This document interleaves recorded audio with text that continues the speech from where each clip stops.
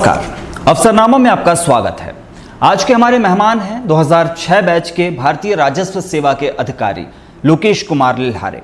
लोकेश कुमार जी इस वक्त additional commissioner के तौर पर काम कर रहे हैं।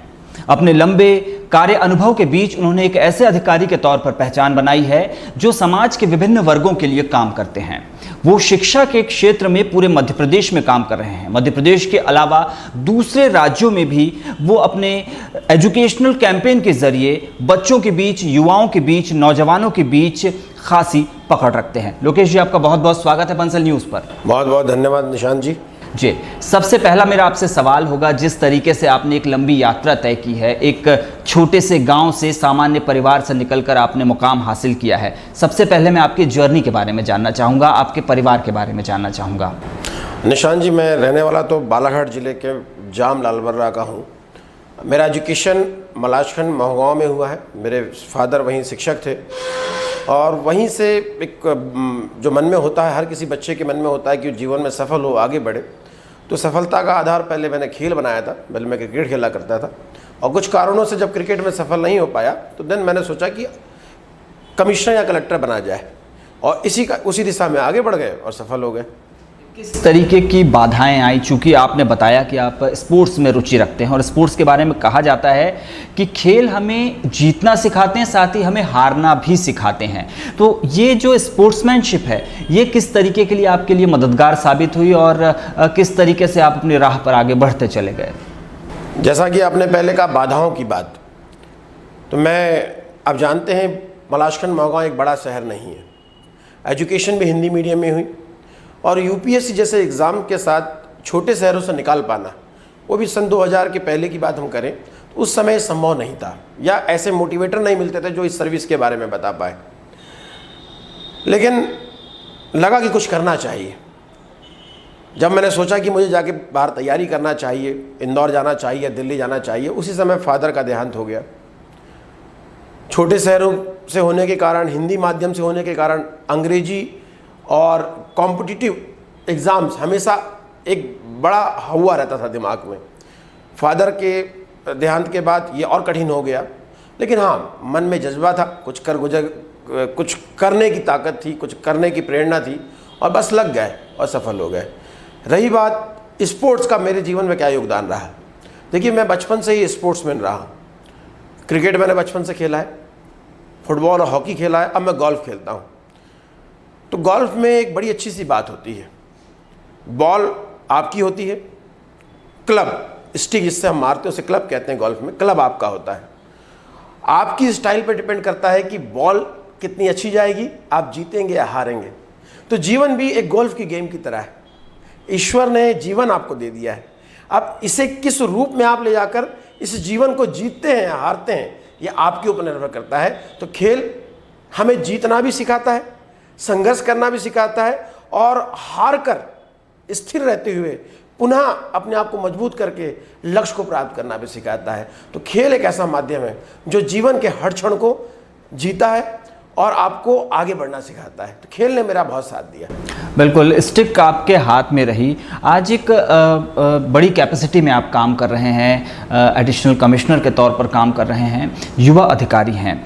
जब आप सेवा में आए तो ये सवाल मैं आपसे इसलिए पूछ रहा हूँ क्योंकि आप शिक्षा के क्षेत्र में काम कर रहे हैं। छू लो आसमां एक कैंपेन आप चलाते हैं, इसके बारे में थोड़ा बताएं, ये किस तरीके से बच्चों के लिए मददगार साबित होता है?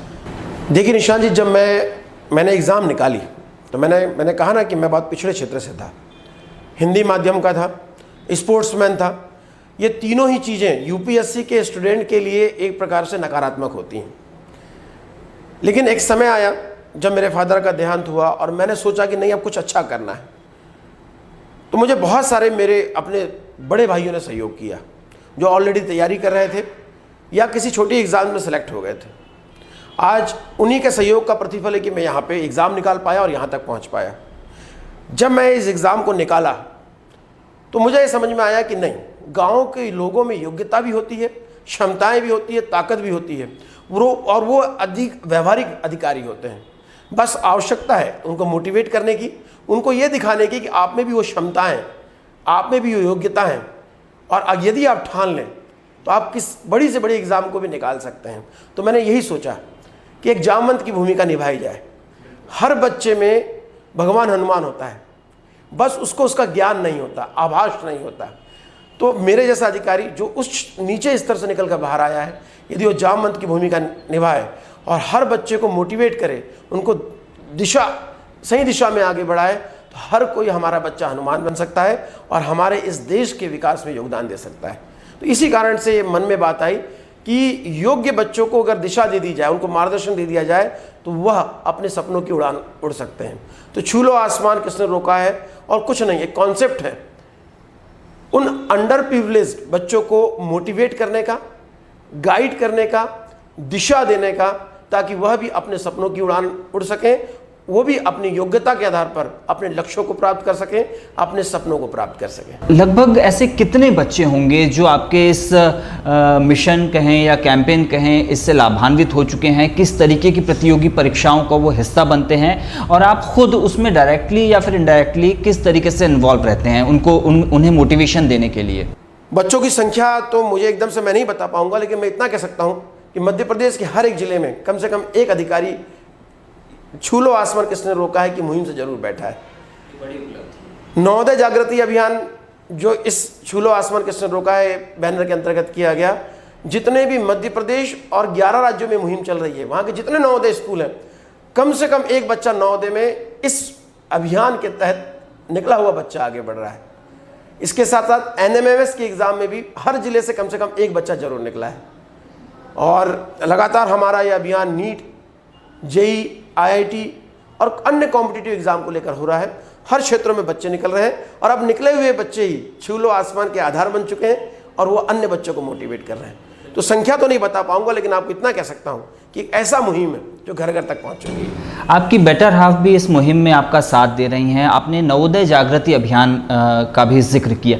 ये किस तरीके का अभियान है और आप लोग किस तरीके से इस दिशा में काम कर रहे हैं? देखिए, मुझे किसी ने कहा कि आपका जो छू लो आसमान किसने रोका, इसको रजिस्टर्ड कराइए। बहुत सारे लोग इसमें काम करना चाहते थे, बहुत सारे लोग इसमें सहयोग करना चाहते थे। चूंकि मैं एक अधिकारी हूं, आर्थिक रूप से सहयोग लेने से कुछ समस्या हो सकती थी, इसलिए हमने इसको पूरी तरह निःशुल्क रखा है। एक निःशुल्क कैंपेन, कोई भी इससे जुड़ सकता है।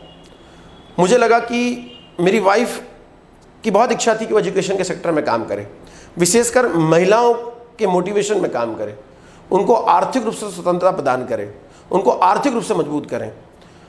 तो उसकी इच्छा थी कि एजुकेशन ही एक ऐसा माध्यम है जिससे वह इस दिशा में काम कर सकती है। वह निःशुल्क माध्यम है, क्योंकि हम भी उसी दिशा से आगे बढ़े थे।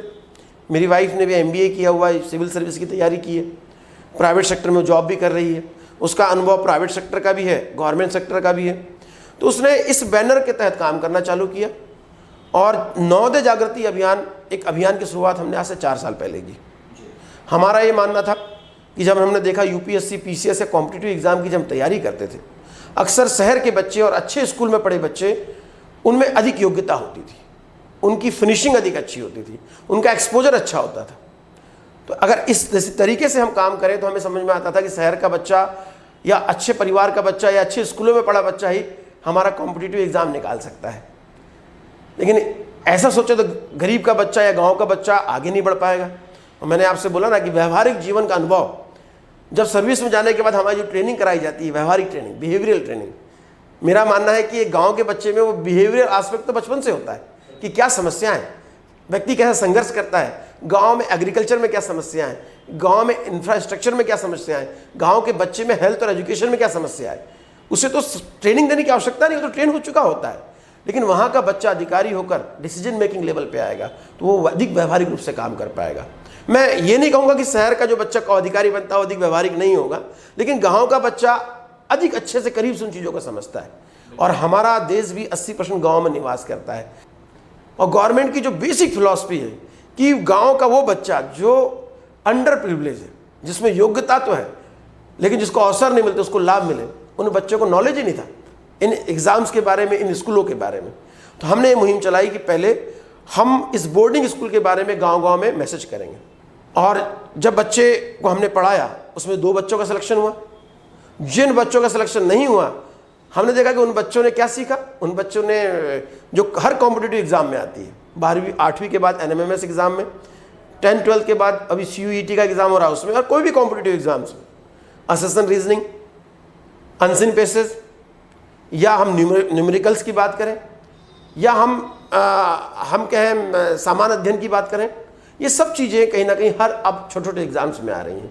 वही चीज़ें कहीं ना कहीं नवोदय में भी पूछ रही हैं। जो बच्चा नहीं निकला, कम से कम उसने OMR सीट भरना तो सीखा, उसको पेपर का अध्ययन तो हुआ। हमने क्लास लगवाई, क्लास लगवाने के बाद हमने टेस्ट पेपर करवाए, टेस्ट पेपर करवाने के बाद हमने पेरेंट्स मीटिंग करवाई, और जो बच्चा उस गांव में अच्छा कर रहा था उनको इनाम देना भी चालू किया। पहले साल 1 क्लास थी, दूसरे साल 4 क्लासेस हुई, तीसरे साल हमने 40 क्लासेस की स्थापना की, और ये चौथा साल है। इस बार 2 अक्टूबर 2022 को 1 साल 200 क्लास की स्थापना की, 11 राज्यों में स्थापना की, बहुत सारे लोगों ने देखा, और आज की स्थिति बताऊं 298 कक्षाएं चल रही हैं। जी लोकेश जी, आप एक प्रशासनिक अधिकारी हैं लेकिन एक शिक्षाविद के तौर पर भी काम कर रहे हैं। कितना चुनौतीपूर्ण होता है ये सामंजस्य स्थापित करना, क्योंकि आप एक पूर्णकालिक अधिकारी भी हैं, इसके अलावा आप प्रदेश भर में और दूसरे राज्यों में भी गतिविधियां संचालित करते हैं, तो कैसे ये मैनेजमेंट करते हैं? और ये टाइम मैनेजमेंट हमारे जीवन में किस तरीके से आवश्यक है? ये सवाल उन यूपीएससी एस्पिरेंट्स के तरफ से भी हो सकता है जिनके सामने एक बड़ी चुनौती होती है, क्योंकि बिना मैनेजमेंट के उनके लिए भी कोई चीज़ आसान नहीं होती। तो आप ये मैनेजमेंट आप कैसे प्रबंधन कर पाते हैं? देखिए, पहला प्रश्न है मेरे समय प्रबंधन को लेकर, तो मैं यही कहना चाहूँगा कि जब हम यूपीएससी की तैयारी करते हैं तो हमारे पास 2 ही काम होते हैं। हमें सोना है, खाना और पढ़ना है। हम जैसे जो नीचे से स्तर पर उठे लोग आते हैं, अक्सर कहा जाता है कि अगर 8 घंटे भी आप निरंतर एक स्मार्ट स्टडी करेंगे तो आप यूपीएससी के एग्ज़ाम निकाल लेंगे। लेकिन मेरा मानना थोड़ा सा अलग है। यह उन बच्चों के लिए स्ट्रेटजी सही है जो बच्चे अच्छे स्कूलों में पढ़ते हैं, जो ऑलरेडी पहले से तैयारी करते आ रहे हैं, जो अच्छे कॉलेज में पढ़ रहे हैं। लेकिन जब ग्रामीण क्षेत्रों से बच्चे निकल कर आते हैं, उनके लिए उस स्तर को उसी रेशियो में पढ़ पाना, जो एक बच्चा अच्छे स्कूल से पढ़ा बच्चा है और एक नीचे से स्तर पर पढ़ा बच्चा है, उन दोनों के लिए वही घंटे बराबर नहीं हो सकते। मेरा मानना है कि जो नीचे के स्तर के बच्चे हैं उन्हें अधिकतम मेहनत करनी चाहिए जब तक वो स्तर को प्राप्त ना कर लें, क्योंकि उनके पास संघर्ष और चुनौतियाँ बड़ी होती हैं, उनके पास कोई दूसरे विकल्प नहीं होते आगे जाने के लिए। तो मेरा मानना है कि यदि आप यूपीएससी की तैयारी कर रहे हैं तो आपको अधिकतम समय पढ़ना चाहिए। मेरी एक टाइम मैनेजमेंट थ्योरी भी है, मेरे यूट्यूब चैनल में मैंने थ्योरी को बताया भी है। क्योंकि बच्चा सुबह उठता है, अपना समय 1 से 2 घंटा वह अपनी दिनचर्या के कार्यों में देता है, उसके बाद वो कुछ 1-2 घंटे पढ़ता है, फिर से दिनचर्या के कार्यों में काम देता है, फिर अपना क्लास जाता है या घूमता है या सोशल मीडिया चलाता है, शाम को वह फिर से घूमने निकलता है, फिर थोड़ी देर पढ़ता है, फिर रात को सो जाता है, सुबह उठ जाता है। तो उसके पढ़ने के घंटे टोटल मिला के देखा जाए तो 4 से 5 घंटे होंगे। जो बच्चे मुझे सुन रहे हैं उस प्रकार से टाइम चार्ट देखिएगा, आपने 24 घंटे को बांटिएगा हर घंटे में। फिर मैंने उन्हें बताया कि जब मैं तैयारी करता था तो मैं जैसे ही सोकर उठता था वैसी पुस्तक पकड़ लेता था। दिनचर्या के काम में भी मेरा प्रयास होता था कि मेरी डायरी मेरे हाथ में रहे, या जो मैंने पढ़ा हो उसका मनन करते रहूं। मैं पढ़ता था और दिनचर्या के काम करता था, पढ़ता था, दिनचर्या के काम करता था, और सोने का समय भी मैंने कम करके रखा था, 4 से 5 घंटे ही मैं सोता था। अधिकतम समय मैं पढ़ता था। उस अधिकतम समय पढ़ने के कारण और एक ही विषयों को बार बार पढ़ता था। टाइम आपके पास 24 घंटे हैं, वो चाहे मेरे पास हो चाहे आपके पास। आप इस 24 घंटे को कितना प्रोडक्टिव और कितना अधिक उपयोगी बना सकते हैं, ये आपके स्टाइल के ऊपर है। तो मैं सभी बच्चों को यही कहूँगा कि आप अधिकतम समय जो काम कर रहे हैं उस पर करिए। मैं हमेशा कहता हूँ कि एक टारगेट रखिए और एक टारगेट पर फोकस्ड हो जाइए। और मैं बड़ा अच्छा सा एग्जाम्पल देता हूँ कि यदि आपके पास बहुत सारे झगड़े चल रहे हैं, बहुत सारी समस्या चल रही हैं, और अचानक से आपको पानी में डुबा दिया जाए और आपको तैरते नहीं आता, आप सब चीज़ भूल जाएंगे और आपका पहला प्रयास होगा अपने आप को बचाने के लिए। या आपके पीछे शेर छोड़ दिया जाए, आपके पास जितनी भी समस्याएं हैं आप सब कुछ भूल जाएंगे और बहुत तेज़ी से भागेंगे अपने आप को बचाने के लिए। तो यूपीएससी की दौड़ भी ऐसी है, कॉम्पिटिटिव एग्जाम की दौड़ भी ऐसी है, लाखों लोगों की एंट्री हो रही है। तो आपका प्रयास पहला तो ये होना चाहिए कि उनके बराबर बन जाएं, और उसके बाद ये होना चाहिए कि आप इतनी मेहनत करें कि आप टॉपर बने। तभी जब तक आप टॉपर के बारे में नहीं सोचेंगे तब तक आप अंडर 500 में नहीं आ पाएंगे। तो मेरा भी प्रयास यही था, मैंने सब कुछ छोड़ कर सोचा कि टॉपर बनना है।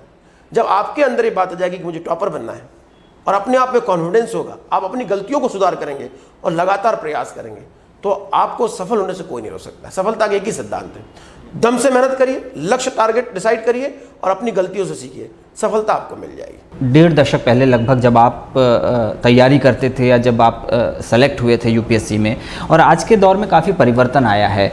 आज का दौर मोबाइल का युग है, सोशल मीडिया हमारे जीवन को काफ़ी हद तक प्रभावित कर रहा है। ये बात काफ़ी हद तक सही है कि सूचनाएं ज़्यादा तेज़ गति से मिल रही हैं, लेकिन ये हमें प्रभावित भी कर रही हैं। तो इससे मौजूदा पीढ़ी को किस तरीके से अपने आप को बचा कर रखें या इसका किस तरीके से सही इस्तेमाल करें? देखिए, मैं अपने पिछले प्रश्न में भी ये बात को ऐड करने वाला था। अच्छा हुआ आपने प्रश्न कर लिया मुझसे। हम लोगों ने जब एग्ज़ाम दिया था 2006 की बात है, उस समय नोट्स और या कहना चाहिए फिजिकल नोट्स हुआ करते थे। समय के साथ साथ जब से कोविड आया है, ऑनलाइन नोट्स की संख्या बढ़ गई है, ऑनलाइन क्लासेस की संख्या बढ़ गई है, अपडेट बढ़ गया है। और अब इंडिया में नहीं, इंडिया के बाहर के फिलोसफर्स भी अपने अपने विचार आपको मिल जाते हैं। यदि आज की 21st सेंचुरी की बात करें या 21वीं सदी के स्टूडेंट की बात करें, तो उसके पास सूचनाएं बहुत अच्छी हैं, अप टू डेट सूचना है। अगर अप टू डेट सूचना है तो ये कंपटीशन को और बढ़ा देती है, क्योंकि अब हर व्यक्ति के पास वो सूचना है। आप ये नहीं फील कर सकते कि मेरे पास सबसे यूनिक चीज़ है, अब हर किसी के पास यूनिक चीज़ है। उसके साथ साथ यूपीएससी ने भी अपने सिलेबस को और अपनी परीक्षा के स्टाइल को चेंज किया है और आज के कॉम्पिटिटिव सत्र के अनुसार उसे अपडेट किया है। तो आपको आज के अनुसार अपडेट रहना पड़ेगा, आपको आज के अनुसार चेंज करना पड़ेगा। तो हम लोग जब बच्चों को तैयारी कराते हैं तो हम देखते हैं कि वो चीज़ें जो हम तैयारी करते थे वो पूरी तरह बदल चुकी है। अब तैयारी करने का तरीका, सोचने का तरीका, उसको प्रस्तुत करने का तरीका सब कुछ बदल चुका है। लेखन शैली बदल चुकी है, आपके पास सोचने का समय नहीं है। तो ये जो आपको तैयारी करने का समय होता है, ये बहुत ही महत्वपूर्ण समय होता है कि आप प्री की तैयारी कैसे करें, मेंस की तैयारी कैसे करें, इंटरव्यू की तैयारी कैसे करें। और आप अलग अलग तैयारी नहीं कर सकते, अब आपको एक साथ तैयारी करना पड़ेगा। और इस बदलते युग में आपको समय रहते ही अपनी पोजीशन को प्राप्त करना पड़ेगा। तो मेरा मानना है आज के जो भी एस्पिरेंट्स हैं, जो तैयारी कर रहे हैं यूपीएससी या किसी भी कॉम्पिटिटिव एग्जाम्स की, उन्हें लगातार स्टडी करनी पड़ेगी, उन्हें फोकस होकर स्टडी करनी पड़ेगी, उन्हें अपनी गलतियों से सीखना पड़ेगा। और मैं बता दूं, उन्हें लगातार मोटिवेट भी रहना पड़ेगा, चाहे उन्हें कोई भी प्रक्रिया अपनानी पड़े। और वही बात कही जाती है ना कि मुझे लगता है कि बच्चे वही फेल होते हैं जिसमें वो 2 लाइन बड़ी अच्छी कही गई है कि ज़िंदगी भर मैं ही गलती करता रहा, धूल चेहरे पे थी और आईना साफ करता रहा। तो ये समझना पड़ेगा, यदि आप फेल हो रहे हैं तो आप में मिस्टेक, आप उसे सुधारें। और बस मैं एक ही चीज़ कहूँगा कि उसके लिए आप एक गुरु बनाएं, उसको उस रास्तों के बारे में मालूम है, उसकी कठिनाइयों के बारे में मालूम है, उसकी चुनौतियों के बारे में मालूम है। इसलिए जो भी बच्चा जिस भी एग्ज़ाम की तैयारी कर रहा है, वह बच्चा उस क्षेत्र में जो अभी बच्चा उस एग्ज़ाम में निकला है, उसको अपना गुरु बनाए, उससे मार्गदर्शन ले और उसको अपनी सभी चीज़ें दिखाए, ताकि वह आपकी कमियों को भी देख सके, आपकी चुनौतियों को भी देख सके और उसके अनुसार आपको मार्गदर्शित कर सके, आपको गाइड कर सके। लोकेश जी, आप एक प्रशासनिक अधिकारी हैं, आप शिक्षा के क्षेत्र में भी काम कर रहे हैं, आप मोटिवेशनल स्पीकर भी हैं और भी अलग अलग क्षेत्रों में आप कर रहे हैं काम, सामाजिक क्षेत्रों में भी आप काम कर रहे हैं। आप किस स्टेटस को सबसे ज़्यादा एंजॉय करते हैं? आप अपने इस किस काम को सबसे ज़्यादा आपके आनंद की पूर्ति होती है? देखिए, मैंने आपसे कहा ना कि मैं खिलाड़ी रहा हूँ, आपने प्रश्न नहीं किया, लेकिन मैं बता दूँ, मुझे खेलने में बहुत अच्छी अनुभूति होती है। मैं पहले क्रिकेटर था, अब मैं गोल्फ खेलता हूँ और जब भी मैं अपना सबसे अच्छा समय खेलने में बिताता हूँ। सबसे कहते ना है आपका सबसे खुशी का टाइम क्या होता है, तो मेरा खेलने का टाइम होता है। लेकिन जब मैं बच्चों को मोटिवेट करता हूँ, जब मैं बच्चों के बीच होता हूँ और तैयारी कर रहे हुए बच्चों से मैं बात करता हूँ, तो वो भी मेरा एक बड़ा अच्छा समय होता है। मैं इस समय मध्य प्रदेश छत्तीसगढ़ में ट्रेनिंग संभाल रहा हूँ और बहुत नए नए इंस्पेक्टर्स मेरे पास ट्रेनिंग करने आते हैं। उनके साथ उनको ट्रेनिंग कराने में बहुत सारे नए विचार आते हैं, जिससे मैं भी सीखता हूँ बहुत। मैं भी अपने आप को अप टू डेट रखता हूँ। तो जब मैं उनको ट्रेनिंग कराता हूँ और उनके साथ मिलता हूँ, उनसे बात करता हूँ, तो बहुत सारी चीज़ें नई सीखता हूँ। और उन बातों को जब मैं बच्चों के बीच में, जब प्रतिभा सम्मान या मोटिवेशनल कार्यक्रम में जाता हूँ और उनके साथ शेयर करता हूँ, तो मुझे बड़ा अच्छा समय लगता है। मुझे लगता है कि मैं वह काम कर पा रहा हूँ जो इस देश के भविष्य के लिए आवश्यक है। मैं कहता हूँ ना आपको कि एक व्यवहारिक ब्यूरोक्रेट्स की आवश्यकता है, और व्यवहारिक ब्यूरोक्रेट सबसे अधिक, जिसको बहुत अच्छा ज्ञान हो नीचे के स्तर का, वह गांव से, शहरों से निकल सकता है। और जब मैं उनके साथ व्यवहारिक बातें करता हूं, जब उनको व्यवहारिक रूप से मैं मोटिवेट कर पाता हूं, उनकी लाइफ की कमियों को बता पाता हूं, उनके साथ मैं चर्चा कर पाता हूं, उनकी समस्याओं, उनकी जिज्ञासाओं का समाधान कर पाता हूं, तो मुझे लगता है मेरा सबसे अच्छा समय होता है। इस बात में कोई दो राय नहीं कि आपका व्यक्तित्व बहुआयामी है और आपकी विभिन्न क्षेत्रों में पकड़ है, विभिन्न क्षेत्रों में आपकी रुचि है और उसके मुताबिक आप काम करते रहते हैं। एक और पहलू है जिसका जिक्र अभी तक नहीं हुआ है, लेकिन आप एक देश के विख्यात राजनेता हैं, पूर्व मुख्यमंत्री हैं, उनके सहयोगी के तौर पर भी आप काम करते रहे हैं, कर रहे हैं। और जब आप सामाजिक क्षेत्र में काम करते हैं तो ऐसे कई कयास भी होते हैं कि भविष्य में राजनीति की राह भी आपका इंतज़ार कर रही है। तो राजनीति को लेकर आपका क्या नज़रिया है, क्योंकि आप प्रशासनिक क्षेत्र में काम कर रहे हैं, बेहद करीब से चीज़ों को देखते हैं? देखिए, एक प्रशासनिक अधिकारी होने के नाते मैं राजनीति के भविष्य के लेकर बात तो नहीं करूँगा, क्योंकि यह मेरे क्षेत्र में नहीं आता। लेकिन हाँ, दीदी उमा भारती जी के साथ काम करने से मैंने बहुत कुछ सीखा है। एक राजनेता किस रूप में सोचता है, सरकार किस रूप में सोचती है, वो शुरुआती दौर पर ब्यूरोक्रेट्स रहते हुए मुझे उतने अच्छे से आभास नहीं था। लेकिन जैसा ही मैंने दीदी उमा भारती जी के साथ काम किया, दिल्ली में काम किया, सरकार के साथ रहकर काम किया, तो मुझे एक आभास हुआ कि हमें उस पक्ष को भी देखना जरूरी है। एक ब्यूरोक्रेट्स का पक्ष होता है, एक समाज का पक्ष होता है और एक राजनेता और सरकार का पक्ष होता है। जब आप इन तीनों पक्षों को समझते हैं तो आपकी ग्रूमिंग सही तरीके से होती है। और मुझे लगता है कि जब मैं दिल्ली में दीदी के साथ काम करके वापस सर्विस में आया तो मैं अपने आप को अधिक अच्छे तरीके से प्रेजेंट कर पाया डिपार्टमेंट में। मैं समस्याओं को अच्छे से समझ पाया और उसके समाधान पे भी सही तरीके से प्रयास कर पाया, क्योंकि मेरा जो एक्सपोजर रहा दिल्ली में, उसमें मुझे कई बड़े अधिकारी मिले काम करने में, बड़े राजनेता मिले, बड़े सहयोगी मिले। उन्होंने जिस प्रकार से उन समस्याओं को डील किया, वह मेरे लिए एक अच्छा एक्सपीरियंस रहा, वह मेरे लिए एक अच्छा मार्गदर्शन रहा और उससे सीखकर उस अनुभव का लाभ अब मैं जब काम कर रहा हूं तो उसमें दे पाता हूं। रही राजनीति की बात, तो दीदी के साथ रहकर एक राजनीतिक तरीका क्या होता है वो भी सीखा, एक सामाजिक तरीका क्या होता है ये भी सीखा, और ब्यूरोक्रेसी में एक राजनीतिक तरीकों का, एक प्रशासनिक तरीकों का समावेश किस प्रकार से होना चाहिए जिससे हम समाज को दे पाए, क्योंकि हम भी सिविल सर्वेंट का मतलब ही होता है सेवा करना।